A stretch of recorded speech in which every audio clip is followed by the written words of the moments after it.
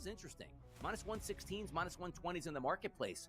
We're seeing now minus 140s across the board and 6.5s on the total. He's not a big strikeout pitcher. His metrics look terrible, but he somehow seemingly get 5 innings, 6 innings, only 1 earned run. It's because he's a super ground ball pitcher, induces that soft and medium contact. He can essentially sap the power away from the Dodgers. Pro Baseball Today, only on SportsGrid. What do you make of the season that Barkley had last year as he piled on the yards to get over 2,000, and what can that look like this year? His year could have been much better with different circumstances here. So he was great. I assume he'll be great again. You want to take Jahmyr Gibbs? I don't have an issue with it, but, Barkley, yeah, you're going to lose the tush push. Fantasy Sports Today, only on SportsGrid.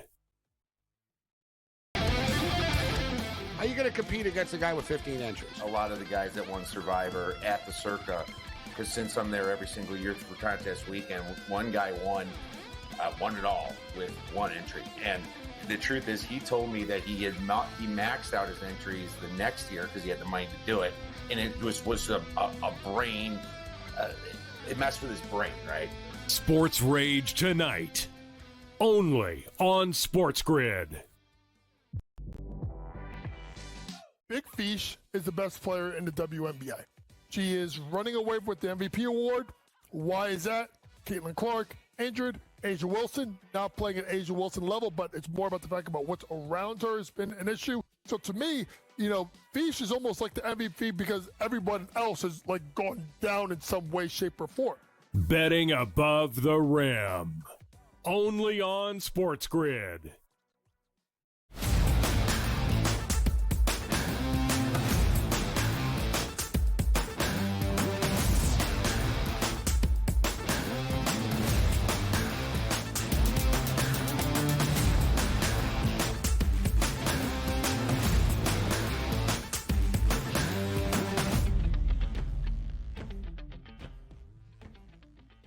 Hello and welcome to a Tuesday Live right here on the Early Line on SportsGrid and all across the SportsGrid network. That includes sportsgrid.com/watch, where you can find your favorite destination to consume everything all across the grid. He is Donnie Rightside. I am Ben Stevens. Live together for the next 3 hours up until 11 a.m. Eastern Time. Bright and early on a Tuesday. We're on this Tuesday, July 22nd, DRS.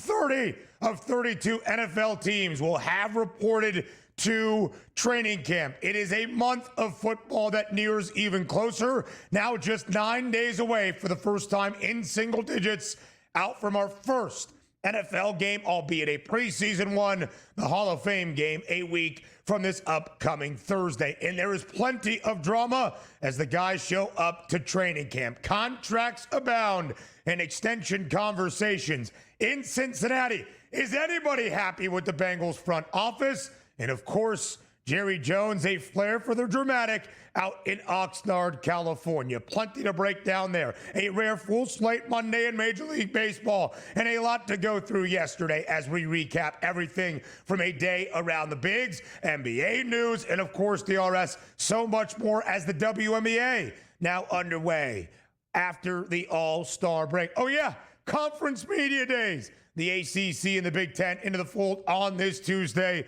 as well. A lot to get to. We've got 3 hours to do so. A week and a half away from August, and away we go. So currently we are in football season now. As Ben stated, tomorrow every single team will have both rookies and veterans in training camp and ready to go. And we just don't want to see those injuries here, but also the intrigue, Ben, of who's going to be at camp, who wants to get paid before they go to camp, who's going to be a good soldier and show up to camp, even though they want a contract extension. It's that time of the year, and it always seems like it's 2 teams that are always in the news for, we'll wait, or we won't pay our guys, right? Is what it is. One very rich, the other very poor, and it's really just Daddy's ball club that he inherited. We'll talk about that in just a matter of moments. But DRS, we start with news around the association. Chris Paul is headed back to Lob City. Make that Los Angeles. Chris Paul, on the final year, more than likely, of his NBA career, signs a one-year, $3.6 million vet minimum deal to return to the LA Clippers, where he spent 6 seasons from 2011 till 2017. He was part of reigniting this Clippers franchise in Los Angeles. DRS, at the tender age of 40 years old, the point guard will probably spend his 21st and final NBA season with Los Angeles. As Prince once said, we gon' party like it's 1999. Yeah, congratulations, Clippers, the oldest team in the history of professional sports. That'll work out well for you, but I guess it's a good deal because the price point is $3 million. There you go. A lot of nostalgia this NBA summer. 1999, Chris Paul was 14 years old. He is now 40, but it's a very veteran roster in LA. James Harden is 36. Kawhi Leonard is 34. Bradley Beal's the young buck. He's 32 years old. The Clippers 10-1 to win the Western Conference. Not much of a change after the signing of Chris Paul yesterday. Elsewhere in Southern California, Oxnard, the training camp home of the Dallas Cowboys. Micah Parsons shows up to training camp, DRS, amid contract talks with Jerry Jones and ownership. And then Jones, in his pre-training camp press conference, despite Micah being there and reporting to camp, takes a shot incorrectly at Micah Parsons, basically alluding to the idea, even if they sign Parsons, doesn't mean he's going to play every game because he was injured last year. Yeah, it's pretty good where we're having these like word salads go back and forth that make absolutely no sense. He's the best pass rusher arguably in football, and he wants his money, and you're not paying him when everybody else is getting their money. And then you're saying stuff like, yeah, we had an agreement like March. I don't know what happened. And by the way, I don't even know his agent's name. I mean, this is awesome stuff to watch out for. We'll talk about that a little bit later in the show because there's so many caveats in the story that don't even make any sense. But that's what the Dallas Cowboys do. If you're in the headlines, it's good headlines for them, I guess. Jerry said Micah missed 6 games last year. Jerry, get your facts straight. He only missed 4. It was his only absence, really, in his 4-year NFL career. We'll hear from Jerry Jones in front of a microphone. He loves that. A little bit later on in this opening hour, we'll also hear from the Bengals front office. That includes owner and president Mike Brown and lead executive de facto GM Duke Tobin, discussing both Trey Hendrickson and Shamar Stewart, the rookie edge rusher. By the way, an update on Trey Hendrickson. He is not expected to report to training camp today in Cincy, DRS, when the Bengals veterans show up. Yeah, it's hilarious the way it's going to play out. And by the way, you know how the Bengals are so dysfunctional? Like, they don't actually have a general manager title. Like, that is one of the biggest titles in the NFL, and they don't have one there. It's like, hey, can you handle the GM duties this week? That'll work because I don't have to pay another guy to come in here. Bengals, man, just doing things backwards. Trey Hendrickson sharing an Instagram story with the location tag of Florida. Donnie doesn't even know what that means, but it does mean that Hendrickson is not in Cincinnati at this moment. What? You don't have Instagram? Why would I know what Florida means? But you know what that means, but you just don't have Instagram. People post from Instagram and they retweet, and I saw it there. That nice little picture of the sun coming up over the horizon. Florida, I know it, man. Okay. I know where it's at. All right, just making sure. DRS does understand. Yeah. He is a sleuth on everything. DRS MLB, the hottest team in the bigs, both before and after the All-Star break. The Milwaukee Brewers make it 11 consecutive victories, pasting the Mariners behind an awesome outing from Brandon Woodruff. Milwaukee wins 6-0, make it 11 wins in a row for the Brew Crew. I mean, they get an ace back in Woodruff at this point right now. I mean, what is going on in Milwaukee? The lineup is hot, scoring 6 runs there, and one of the toughest ballparks to score any runs here. Go, Milwaukee, go. They're in first place right now. Cubbies, you figured they were just going to walk away with this thing. Not the case. Cubbies got beat bad yesterday, allowing 12 runs. The Brew Crew, the first NL team to win 60 games. They've got a game advantage in the National League. How about this wild ending at the bank in Philadelphia? Your Phillies, DRS, walk it off in extras on catcher's interference ruled against Boston's Carlos Narvaez, the first walk-off due to catcher interference since 1971. The Phillies win 3-2 over the Sox. Phillies didn't even put a ball in play in extra innings, end up winning the game, and that's a crazy circumstance that hasn't happened in close to 50 years at this point. That Phillies lineup stinks right now. They're still winning games. Why? Because they got guys like Zach Wheeler going out there to absolutely shove and give you a chance every game, which he did again last night. Phillies pick up the win. It's against a good baseball team. I guess they'll take that. There you saw it right there. Edmundo Sosa up at the dish for the Fightins. Makes contact with Narvaez's mitt. That's all they needed. The Blue Jays, DRS, stay red hot. 15 wins in their last 18. This to start a critical midweek series against the New York Yankees, knocking off the Pinstripes 4-1. 11 straight wins for the Blue Jays in Toronto. That is a franchise record home winning streak for this Jays organization. Yeah, how about the Jays, man? Stay hot at the plate here. 4-1 victory overall. And I guess Volpe's dad, who's pictured fighting with some fans in the stands, might have been fighting again as his son's kicking balls around there at shortstop. My goodness, Yanks. Get it together right now. Salvage your season. Toronto, are they the team to beat now in the AL East? Ooh. It would seem so, DRS. You wonder when the Blue Jays might flip to a minus money favorite. Toronto now maintains a 4-game advantage over New York. Jake Retzloff, who withdrew from BYU, facing a potential suspension due to BYU's honor code, will now walk on in New Orleans for Tulane this college football season. Now, is it an honor code violation, or are we going on different terms? Because that's interesting where another school's like, yeah, sure, come down here. We don't even know what the story is. We'll discuss more a little bit later on. Plenty more on the early line next.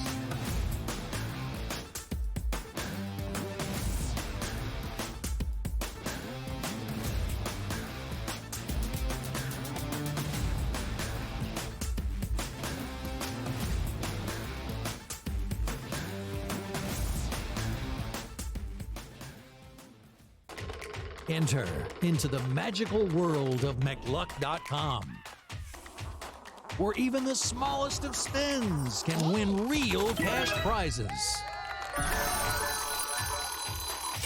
Adventure into over 1,000 of the best Vegas-style slot games. So what are you waiting for? Unlock your free welcome offer today. Join the fun where winners play and players win. Two guys that can do it all. Too much electricity this morning. This is a good time. We're having a lot of fun. I had to do a triple take. Ka-ching! Why? Because of parity. I didn't mean to offend. Yeah, it's not going to happen. Load management is a dirty word. Let him rip. You know what? Circumstances provide the results. What? How do you do this one? Oh, Donnie, you've got such a good show there. A network that is booming. The Early Line, only on SportsGrid. We're going to go through every single thing, and I've got a great team behind me that's going to help me get the job done. I want this to be the place that people come to. There is going to be an energy to game time decisions that you will feel night in and night out. We are going to hit every single one of those markets that you need to know about. We will have everything at our disposal, and we will use that to our advantage. There is not going to be a better place, I promise you, than Game Time Decisions. I'm Kevin Walsh. Tune in to Game Time Decisions weekdays on SportsGrid. The game is on. The stakes are high. But the action isn't just on the field. He's rearranging that ring. Get it inside! SportsGrid's in-game live. Your ultimate second screen experience. A little flyer, couple 15.5 point live line. Every prop, every play, every day. Anything can happen. That's complete chaos. It's smarter to be on SportsGrid.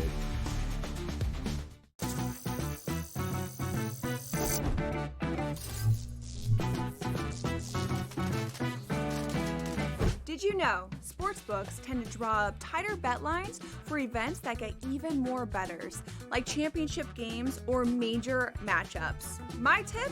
Try betting on less popular sports. You might have a better shot at beating those odds.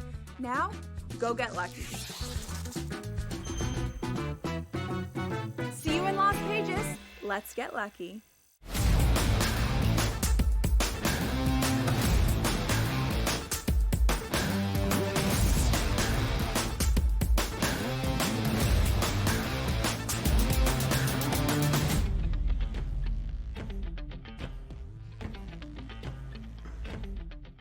Live right here on this Tuesday morning on the early line on SportsGrid. It is a rarity to get a full slate on a Monday in Major League Baseball. Often after weekend sets, we've got travel days, we've got teams getting a day off. Not yesterday, as we extend into our second series of the second half of a Major League Baseball campaign post All-Star break. The guys got a few days off last week during the All-Star break, so they're fresh, they're ready, back to the daily grind, as pretty much every team, DRS, has played now 100 games this season in MLB. And the hottest team at the moment has the best record in the National League and the best win percentage in baseball.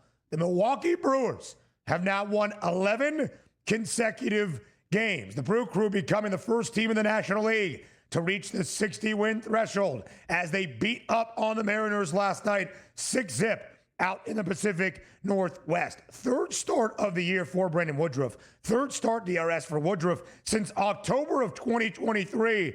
And he is absolutely dealing. Yesterday, 6 innings of shutout baseball, only allowing 2 base knocks in his 3 starts since he has returned. Now a 2-0 record, a 1.65 ERA. The Brewers have back a guy that was basically their ace, pitching like an ace, and Milwaukee has won 11 straight. They beat Seattle 6-0 last night on the road.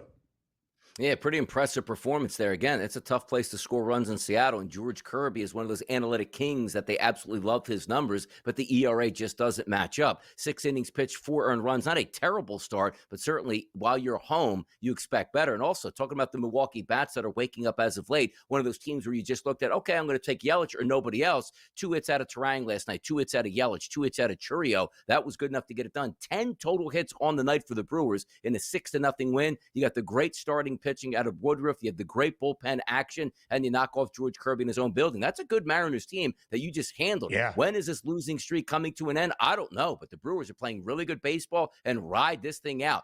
Pre-All-Star break, post-All-Star break, it's really continued where a team like the Boston Red Sox pre-All-Star break came into that All-Star break hot, not so hot out of the All-Star break. The Brewers are keeping it going. The Brew Crew in this 11-game win streak have swept the Dodgers twice to now take over that best record in the National League, 60-40. And with the Cubbies getting beat bad yesterday, Chicago loses, Milwaukee wins. Who has the best record in the National League? That would be the Brew Crew. They now maintain a 1-game lead over Chicago. The Cubbies gave up 12 runs yesterday to KC inside the friendly confines of Wrigley Field. You mentioned the Boston Red Sox, DRS. They had won 10 straight at the All-Star break. They start off their new midweek set in Philadelphia against the Phils. Very tough first outing when you have to face Zach Wheeler, and Philadelphia had that represented in the price. They were a minus 225 home money line favorite. Wheeler went out there and dealt, but the game went to extra innings, and in extras, a peculiar sight. The Phillies walk it off in the home half of the 10th on catcher's interference called against Boston's catcher, Carlos Narvaez, as Edmundo Sosa, who was up at the dish for Philadelphia, made contact with Narvaez's glove. That results in a walk-off win for Philadelphia with a runner on third. 3-2 the win for the Phillies, DRS, in extra innings. You'll take it any way you can get it. The first walk-off win for a Major League Baseball team on catcher's interference since 1971. Yeah, Red Sox struck out 16 times at the plate yesterday, which included extra innings with a man on second base having 2 strikeouts, not even getting those quality outs to push another run across. You saw Zach Wheeler, 6 innings pitched, 2 earned runs, 10 strikeouts yesterday. He did give up a home run, and that was to the first batter of the game, which was Jarren Duran, which is in so many trade talks right here coming up against the trade deadline. But the Boston Red Sox need to figure this out. Look like one of those hot, fun teams entering into the second half, and the vibes were good. Vibes ain't so good right now for Boston as the Phillies pick up that victory. Another strong starter today, Christopher Sanchez, on the mound for the Philadelphia Phillies. But yesterday, look, I thought Walker Buehler would actually get hit around. 1 earned run over 7 innings. You should win that game. But Boston just struggled at the plate. And again, credit the Phillies bullpen here that has been maligned as of late, getting David Robertson here as an extra arm, which should help them in the month of August. But he's not there yet, and the Phillies did very good in the pen yesterday. A 3-2 victory. I'm a Phillies fan. Yes, I like that they won, but boy, oh boy, I'm just worried about that lineup. There's a lot of holes in it right now, and that starting pitching staff is typically holding this team together and still in first place.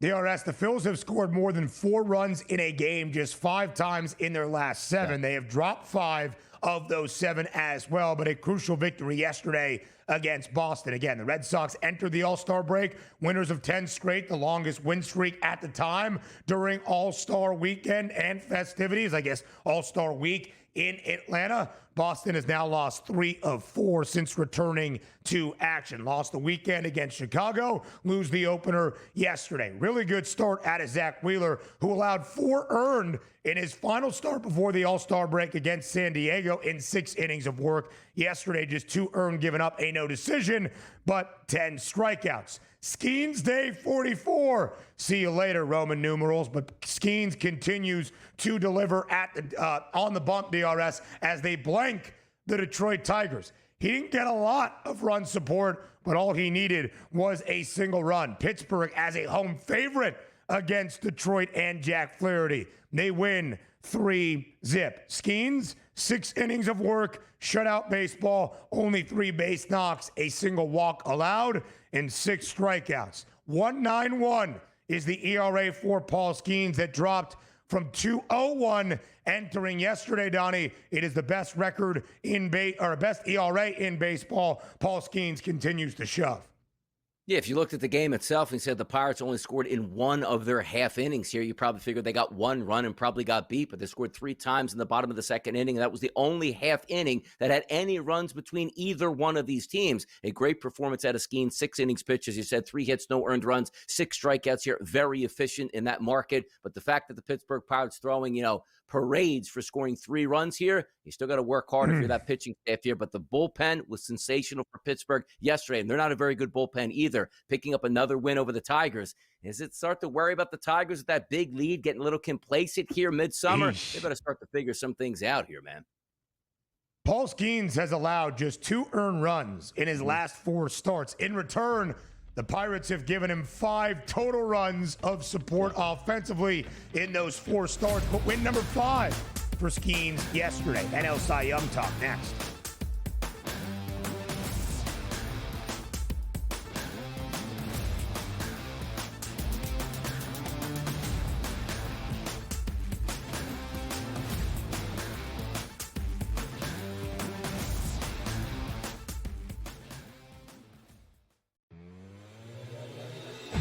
He might be hitting birdie putts and he might be hitting eagle putts and putting up a 17 under at the moment.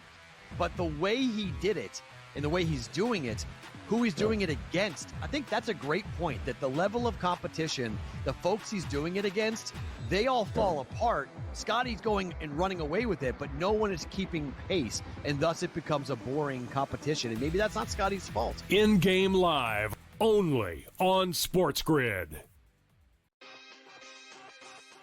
Paige Beckers, ready folks, is a top 10 WNBA player right now. You ever heard of the band Gladys Knight and the Pips? Yeah, it's Paige Beckers and the Dallas Wings.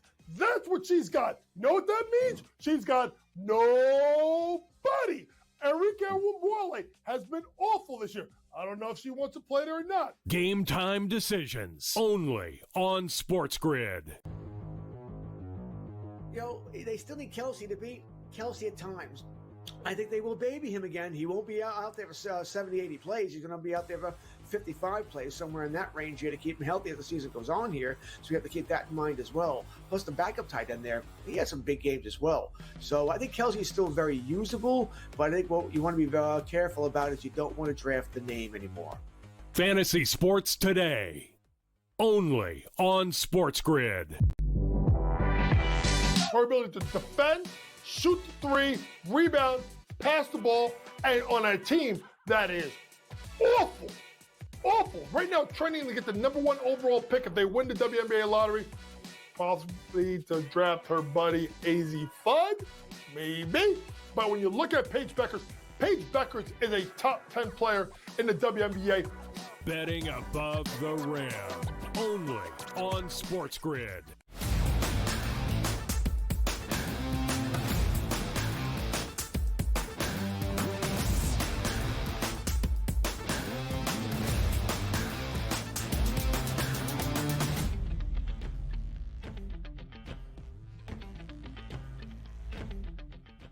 It was a great day of starting pitching on a full Monday slate around Major League Baseball. Plenty of guys making their first start since after that All-Star break, including the NL All-Star starter last Tuesday in Atlanta in Paul Skeens. He went out and delivered a victory to Pittsburgh. They beat the Detroit Tigers 3-0. The Tigers struggling as of late, DRS. They have dropped 7 of their last 8, now 60-41. Milwaukee winning yesterday, now 60-40. One fewer loss than that of Detroit. The Brew Crew have the best record, best win percentage in Major League Baseball. Zach Wheeler also starting yesterday for Philadelphia. The Fightin's ace, he delivers 10 strikeouts, and the Phillies do walk it off in extras for a win as well. Zach Wheeler, 2.39 ERA, a 9-3 record this year. Paul Skeens, a 1.91 ERA. That's the best in baseball. Win number 5 yesterday for Skeens. 5-8 record, and as you see, DRS, in what has become a 2-guy race for the National League Cy Young Award, we are now deadlocked. -110 on both sides for Wheeler and Skeens. Probably where it should be. 2 really good pitchers pitching really well at this point in the season. It is going to come down and sway. It's going to take, like, let's just say Skeens goes 7 innings pitch, 4 earned runs. Wheeler goes 7 innings pitch, 3 earned runs. Oh, look, you're going to get a slight bump there for Zach Wheeler. That's what it's going to be on a day-to-day. The one thing we don't know, though, heading down the stretch, or at least in certainty, is if Skeens is going to go all the way through the month of September with a dead baseball team. What's the point in that? Risk any injury and just saving those bullets in his arm. But also at the same time, Zach Wheeler pitching in a possible pennant race here and needing those clutch games down the stretch where if you're facing the Mets or you're facing a team in a division like the Atlanta Braves or even the Los Angeles Dodgers, let's just say late in the season, and you have a big win against them, that is going to propel him above Paul Skeens, who, let's just say, is pitching against a team like the Miami Marlins late in the season. That doesn't really move the needle as much or have as much eyeballs focused on that. Both of these guys right now worthy of the Cy Young, but it'll be interesting to see the extracurriculars down the stretch if that bump goes to Zach Wheeler. Because the one thing I can tell you, unless it's an injury, not shutting Zach Wheeler down the final 2 weeks of the season. Right. They might shut Paul Skeens down the final 2 weeks of the season. And by the way, let me ask you this question too. Let's just say Skeens is having a great season. Do you let him pitch all the way through September because you know you're never going to win anything and at least you can sell your fan base on you have a Cy Young award-winning pitcher? Or do you say, hey, Paul, fantastic job. We need you for next year. Maybe we'll make a push again and keep you healthy. Like, what do you think happens there? I don't know, DRS, because I'm not exactly sure how the Buccos view their future beyond 2025. I know they want to keep Paul Skeens in the fold, but what exactly is your plan and what are you selling Skeens on? Here's how 2026 will be different, because you see it represented there. The 5-8 mark that Skeens has, you might think, how would a pitcher with a losing record be in Cy Young contention? That's not going to be held against him, because it is a joke in a narrative we all understand. But to your point, DRS, Paul Skeens has not gone more than 6 innings in a start since early June. That's about 5 or 6 starts in a row now that he has gone at most 6 innings. Are the Pirates already starting to lean that way as we approach August in a few weeks and, of course, the final few months of this MLB campaign? That will be something we monitor. Also should be noted, Zach Wheeler tied with Tarek Skubal for the second most strikeouts in the big this year. Both guys just a K behind Garrett Crochet of Boston. Zach Wheeler has 164 strikeouts. Paul Skeens only 137. That could factor into our conversation and consideration as well. Back to what we saw elsewhere, DRS, yesterday in Major League Baseball. The Toronto Blue Jays have been red hot basically since the end of May, and they keep that rolling. Toronto wins its 15th game in its last 18, including 11 consecutive up in the 6th. They beat the Yankees in a critical opener to a midweek set between these divisional mates. 4-1 yesterday, the victory for the Blue Jays, Donnie. Yeah, Stanton, the only bright spot yesterday with a solo home run. Aaron Judge 0 for 3 with 2 strikeouts. His batting average dips to .349 on the season. But now the Toronto Blue Jays saying we're getting good pitching and just a little bit of clutch hitting to certainly help us out, because it wasn't as if they lit the world on fire yesterday. 6 total hits for the Blue Jays, but that equated to 4 runs, which they all got in the bottom of the 5th inning. The Blue Jays now sit at 59 wins on the season. The Yankees at 55, which you say to yourself, boy, man, when did this turnaround happen? Like it was the Yankees basically season to lose. They find themselves 4 games back of Toronto now. They got to pick up some of these wins. These head-to-head games, man, massive, massive swings within the division. And if you see Toronto getting the better of the Yankees, maybe they up at the 5 games today. We'll look at those American League East standings on the other side of the break. Kevin Gausman, a great outing yesterday to propel Toronto to a win. Plenty more around the bigs next.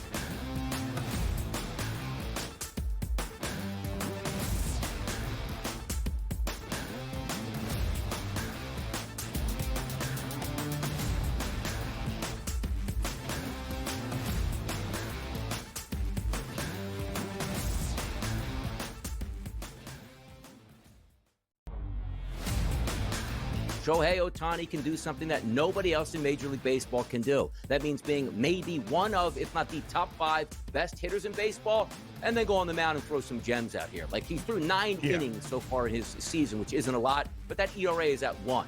Are we saying that once he gets to 5 and 6 innings, that ERA is going to stay at 1? No, it isn't. But if it does, my goodness. I mean, just hand him the Cy Young on top of it as well. It's cheating. The Early Line, only on SportsGrid. Against him, I'm not surprised that he had no back down in his game, because he is a player that plays with confidence and swag, and it was really cool to see him get the job done, and the emotion at the 18th green with the interview with Amanda, especially for like a really kind of like, you know, Jersey boy. Tough Good to Jersey see a little guy emotion with the gold necklace. You're like, oh, what's going on here? Yeah, Sure. that was super cool. The Smiley Show, only on SportsGrid. And I showed you the Heisman odds a week or two ago, and they had Garrett Nussmeier as the second favorite behind Manning. So Brian Kelly's very excited to have Garrett back at school. He is no athlete, in my opinion. You can quote me on that. Like, he is a clumsy white dude, and he sucked. Like, I'm being nice now. Now all of a sudden you're talking about him being great? Oh, slow down there, coach. Pharrell Coast to Coast, only on SportsGrid. Eric Skubal, another incredible performance. I mean, almost going 7-8 innings again, striking out a ton. I mean, I kind of felt like the Tigers really wanted that win. There's a bit of narrative to it that people like to buy into, or, you know, kind of, I don't want to say push a narrative, but the fact that he's doing what he did last year, but better, and is now in a spot to repeat, like, there's something to be said. Newswire, only on SportsGrid.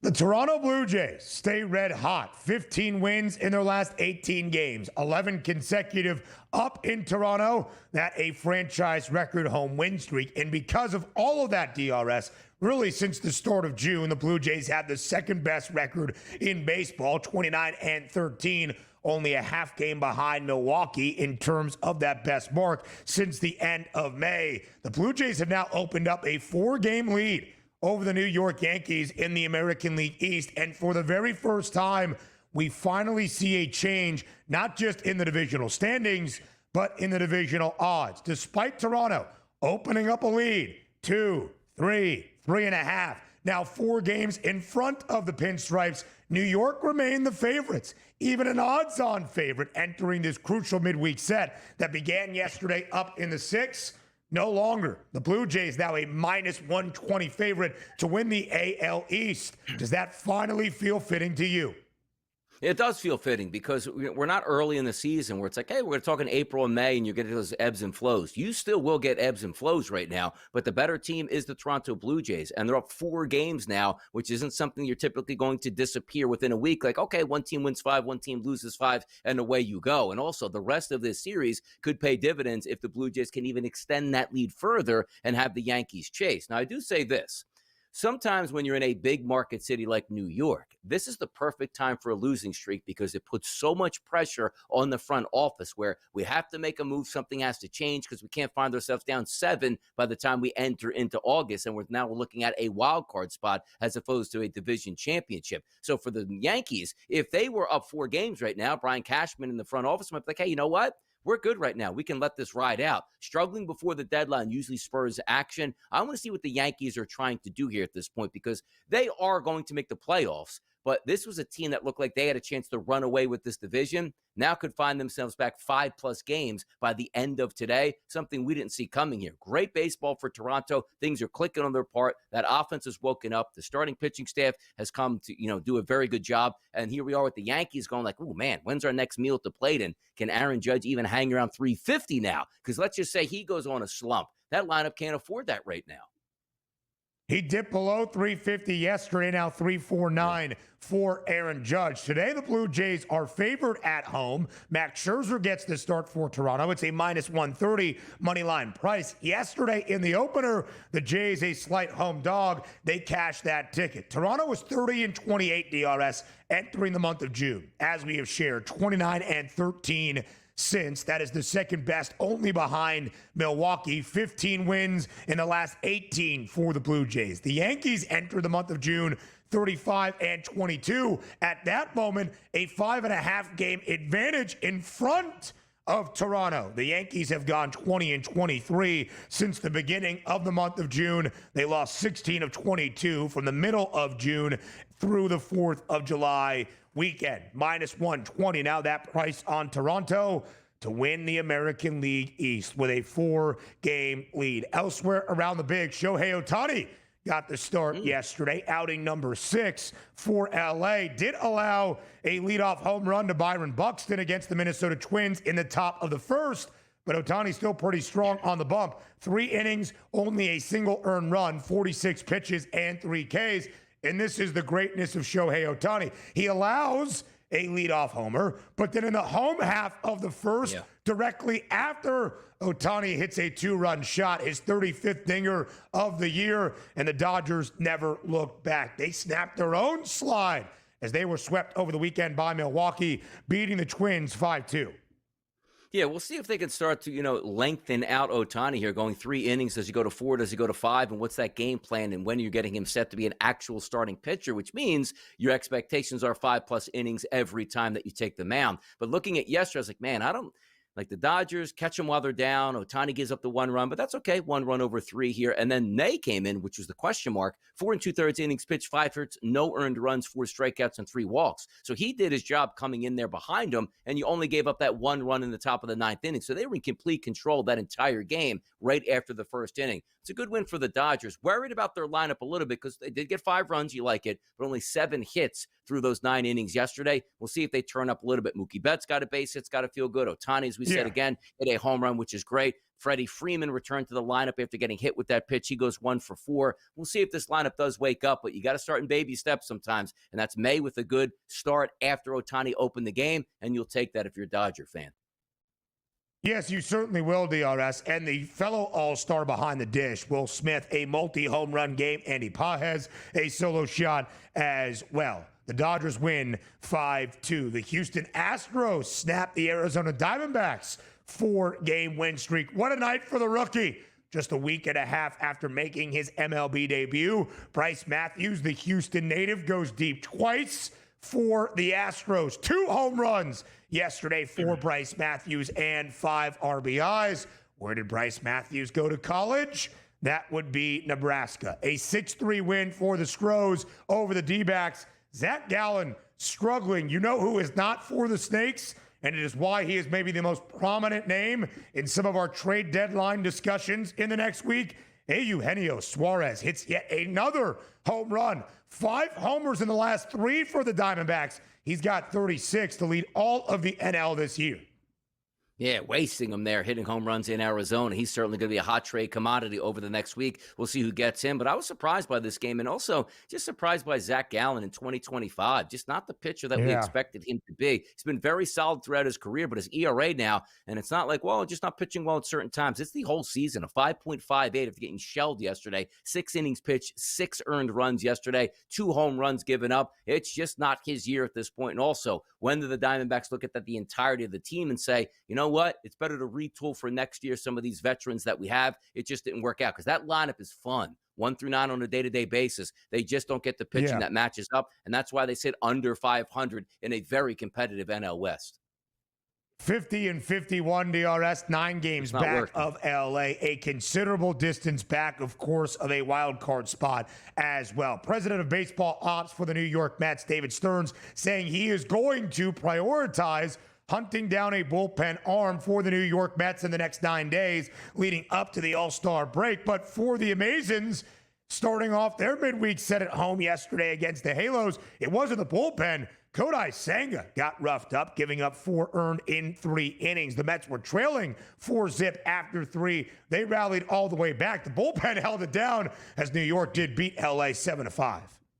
Yeah, big win for them. And by the way, like everybody who's in contention for a playoff spot, what's the first thing they look for? It's bullpen help here to sort of fortify that down the stretch, looking for a big bat, maybe get that. Starting pitching, it seems like we're not going to have those big trades because there's not very many good starting pitchers around Major League Baseball on really bad baseball teams that are looking to give those pitchers up at this point. So we'll watch that out there. But a good win for the Mets because it looked like they were going to get drowned out by an Angels team, really frisky at this point, but a 7-5 victory. You'll take that. Phillies won, and also the Braves won yesterday in the NL East, so no real changes there.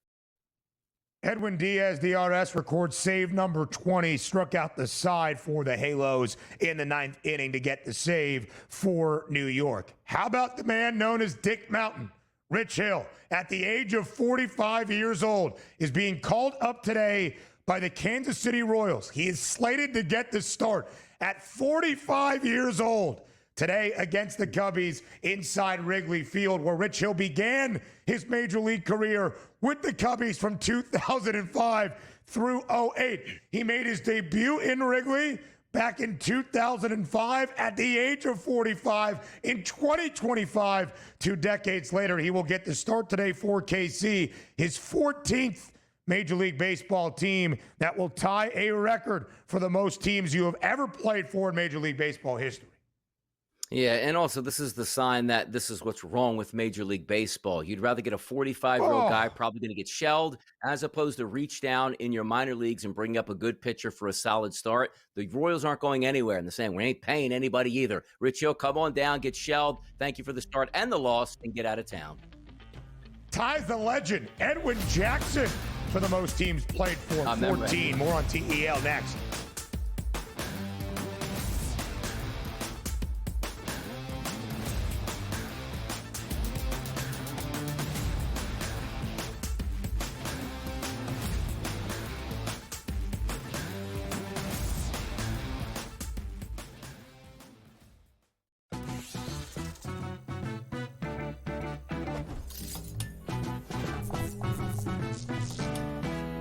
Hey sports fans, here's a tip to keep in mind the next time you make your betting picks. According to research, home field advantage is no joke, especially in those playoffs. In the NBA and the NFL postseason, the home team typically has a 64% shot at victory. Now, go get lucky.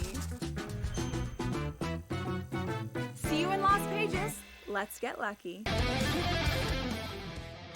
I don't have a gaming unit, but I might get one just because of that CFL game. And I'll play with Bano online and kick his ass. He could be the Ticats. And I'll be the BC Lions. He could be the Ticats. Be the Red Blacks. Exactly. I'll be throwing bombs. I'll be throwing bombs. Sports Rage tonight, only on SportsGrid. Devin Booker, do you know, in those 2 years, actually makes more in his salary than the entire Miami Marlins payroll this year, which I think is at like $62 million. That's a 72.5. I'm just doing the math really quickly. So one guy's worth more than 25, but we know how bad the Miami Marlins is. But hey, I just talk hoops. Betting above the rim, only on SportsGrid.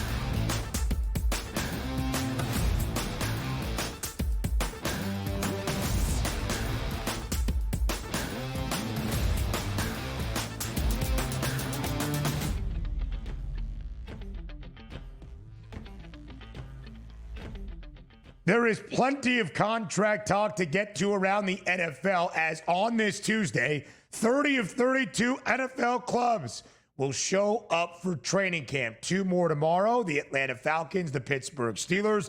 That would be the entirety of the National Football League. But DRS, how about a last dance back in Los Angeles for Chris Paul? The point guard at the age of 40 is set to spend his 21st and more than likely final NBA season back with the Clippers. He spent 6 years in LA, 2011 to 2017, reigniting this franchise and really starting what was known as a glorious era in Los Angeles, I am told, as Lob City. The 40-year-old back in Los Angeles, a 1-year vet minimum deal worth $3.6 million. Speaking of vets, oh boy, the Clippers have a ton. But Chris Paul more than likely going to end his career with the LA Clippers. He is 40, year 21 on the horizon. Yeah, I still remember when he got signed by the Golden State Warriors and during a summer league in a hallway at a hotel, they threw him a practice jersey and had to talk about how he wanted to start. And the Golden State Warriors were like, you're not starting here, so just have this quick little press conference and we'll see when the season begins. Now he winds up back in Los Angeles and he's not starting here either. This is James Harden as a veteran point guard who's going to have all the shots. So is he coming off the bench like that aging Russell Westbrook? I'll give you some energy and see what happens. At this point, it's a cheap contract, and you can't fault these guys for still wanting to continue the career. That's all they know. They play basketball their entire lives. Somebody wants to pay them in a big city, they're going to go and play that. But also, you get Brook Lopez in the offseason. You're just adding Social Security type age groups here for the Los Angeles Clippers. It's not going to equate it to a championship. Do you say, are they better for adding Chris Paul for $3 million? Yes, they are. But what are we actually building? I have no idea for the Clippers. It's not a championship team to me. It's a very old team is what it is, DRS. But we have seen nostalgia be almost first and foremost for players this offseason. Last week, Damian Lillard returns to Portland. Yesterday, Chris Paul returns to L.A. Again, this will be his 21st NBA season. He is 40 years old, and he has one of the greatest career resumes for a point guard ever in the NBA, a 12-time All-Star, an All-Star nod in each of his first 5 years in Los Angeles, 11-time All-NBA. He has the second most assists in NBA history, the second most steals in NBA history, well behind John Stockton in both of those categories, more than likely in his final season, not going to catch either of those records. Are you laughing because he's wearing a San Antonio Spurs throwback alternate uniform? No. Why are you laughing? Looks like he's Charles Barkley right now in that uniform right now. I mean, where did he eat before the game? Was he just eating the churros down there for the entire way? I mean, come on, San Antonio. Get that guy on a treadmill once in a while for Chris Paul. Goodness. That's messed up. He was a first-round pick, 4th overall for the New Orleans Hornets back in the day in 2005. I remember as a young man growing up in Los Angeles, but with allegiance to the purple and gold, not the Clippers, how devastated I was when David Stern, RIP, canceled the trade that would have sent the point guard to the Lakers, and instead he finds his way to the other LA team inside Staples Center at the time, and they started to become the buzz around Los Angeles. Lob City with DeAndre Ayton and Blake Griffin. Well, Chris Paul is now back with the Clips. DRS in his 6 years, 2011 through 2017. LA made it to the postseason each of those 6 seasons. The final 5, they won at least 51 games. So did they make it to the NBA Finals? Did they make it to the Western Conference Finals? 3 Western Conference semifinals appearances and 3 first-round exits as well. What about this version of the LA Clippers in 2025-26? Did the move to sign Chris Paul, much to Donnie's point, really move the market or change the odds?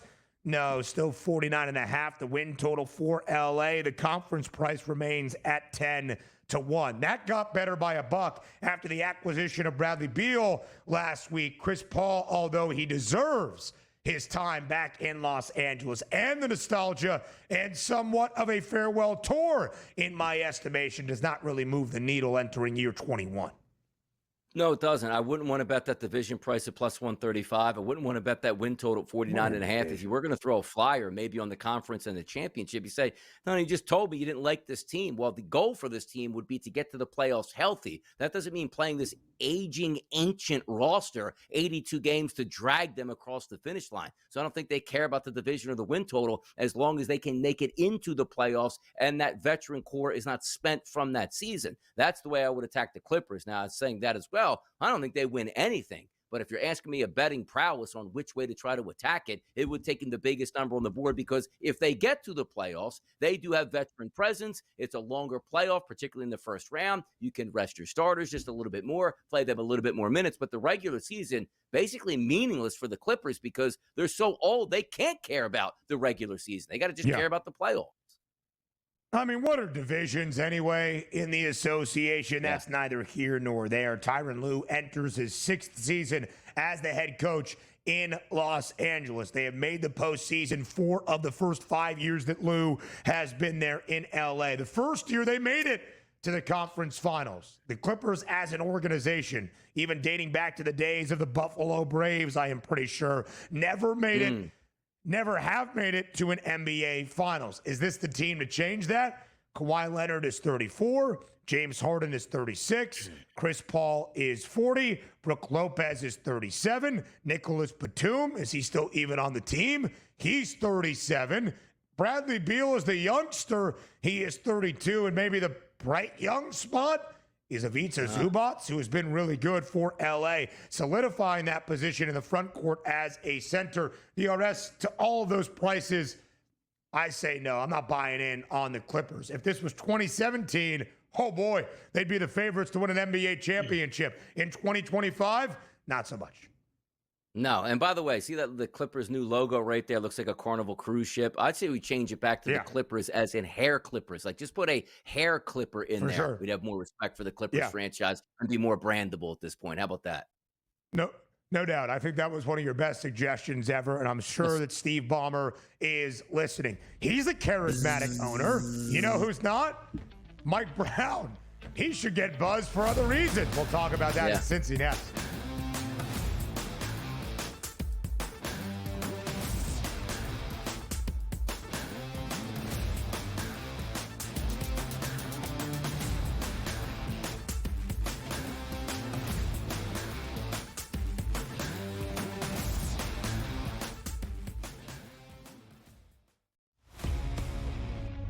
This is interesting. Minus 116s, minus 120s in the marketplace. We're seeing now minus 140s across the board and 6.5s on the total. He's not a big strikeout pitcher. His metrics look terrible, but he somehow seemingly get 5 innings, 6 innings, only 1 earned run. It's because he's a super ground ball pitcher, induces that soft and medium contact. He can essentially sap the power away from the Dodgers. Pro Baseball Today, only on SportsGrid. What do you make of the season that Barkley had last year as he piled on the yards to get over 2,000, and what can that look like this year? His year could have been much better with different circumstances here. So he was great. I assume he'll be great again. You want to take Jahmyr Gibbs? I don't have an issue with it, but, Barkley, you're going to lose the tush push. Fantasy Sports Today, only on SportsGrid. How are you going to compete against a guy with 15 entries? A lot of the guys that won Survivor at the Circa, because since I'm there every single year for contest weekend, one guy won it all with 1 entry. And the truth is, he told me that he maxed out his entries the next year because he had the money to do it, and it was a brain. It messed with his brain, right? Sports Rage tonight, only on SportsGrid. Big Fish is the best player in the WNBA. She is running away with the MVP award. Why is that? Caitlin Clark injured. Asia Wilson not playing at Asia Wilson level, but it's more about the fact about what's around her has been an issue. So to me, Fish is almost like the MVP because everyone else has gone down in some way, shape, or form. Betting above the rim, only on SportsGrid.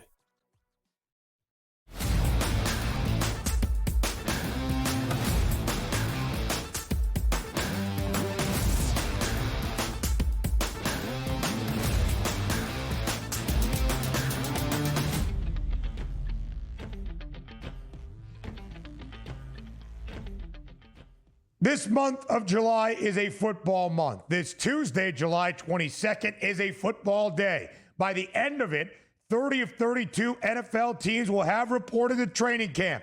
By the end of tomorrow, all 32 organizations around the National Football League. So as we are excited to see the guys back at camp, oftentimes, DRS, it's not the players who report and are there. It's those who are not because of contract disputes and ongoing conversations. That has been a focus in Cincinnati each of the previous 3 offseason, those contract considerations and distractions. And before training camp begins for the Bengals each and every summer, we hear from owner Mike Brown once a year, only once, at the luncheon to kick off training camp for Cincinnati. In the last few times, he has had to be asked about the contract situations around Jamar Chase, Joe Burrow, and now Trey Hendrickson, and most notably, the rookie edge rusher who remains unsigned, Shamar Stewart. Enough of us. Let's hear from Mike Brown and our reactions after. Well, if we get a player who gets involved in something like that or does something that is just unacceptable, guess what? I don't want to pay him. I really don't. If he's sitting in jail, I don't think I ought to be paying him. And so we say that if he got involved in conduct detrimental, we'd have the right to terminate the guaranteed part for the back years. He says, or his agent says, oh no, you can terminate the guaranteed part only for the remaining part of the year in which the event occurs. Oddly, something like this has never occurred in my memory with us. I don't think it's going to occur. So we're sitting here arguing over something that I think is pretty remote. And I ask myself sometimes why the hell we're doing it, but we are. And he's doing it too. And at some point we got to put this stuff behind and just get him signed and get him up here and get him so he can be a contributor. He needs to get underway soon. It doesn't help him or us to have this strung out.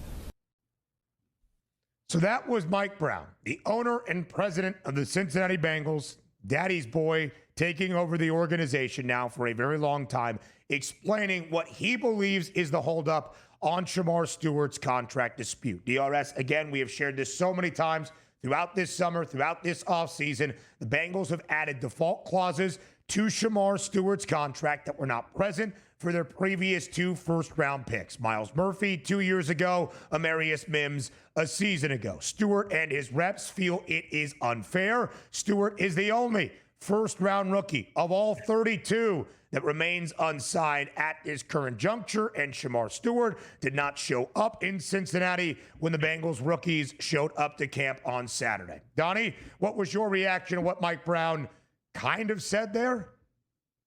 It's typical. It's just typical of the Bengals, who would probably say, you know what? You know what's great? If we don't have a first-round pick this year, which means on the field I can't get that usage rate out of him that we're going to need at defensive end, but you know what? We don't have to pay him any money. Like, we actually went through a first-round pick and essentially sold it and put money in our back pocket. Like, I don't put that across that front office. But understand this. It's your problem. If we had the second-round picks that we're worried about whether or not they're getting fully guaranteed contracts, only 2 were signed for the longest time, that's an NFL issue. Like, oh, no, we have an issue here. The first-round picks are all signed, but your first-round pick. So now you're sitting in front of a microphone saying, like, what are we arguing about? Exactly. What are we arguing about? You should just call it what it is. I'm a buffoon, and I just want to save money. And I'm penny pinching right now at the detriment for my organization winning on the field, because no matter what, I'm going to get paid. So if Shamar doesn't play for the Cincinnati Bengals this year and goes back to college and or just sits out a year, the Bengals go, oh, we allocated with signing bonus probably $7 or $8 million. Oh, my goodness, that's extra profit on our bottom line here, regardless of what the team does on the football field. The Bengals are so poorly run, and this is the same organization, Ben, that over the years was signing jailbirds left and right because they could get $10 million on the open market if they had no issues, but the Bengals would get them for the veteran minimum. So you can't talk out of both sides of your mouth. It's the worst organization. And I say this, Bengals fans, I apologize to you up front at this point. You have a generational triplets on your offensive side at wide receiver and quarterback, and you're penny pinching your defense, which means you will never win anything. Not because you can't be a good football team, because your owner cares way more about the bottom line than any wins could ever take place on that football field. We'll explain it further when Hour 2 starts next.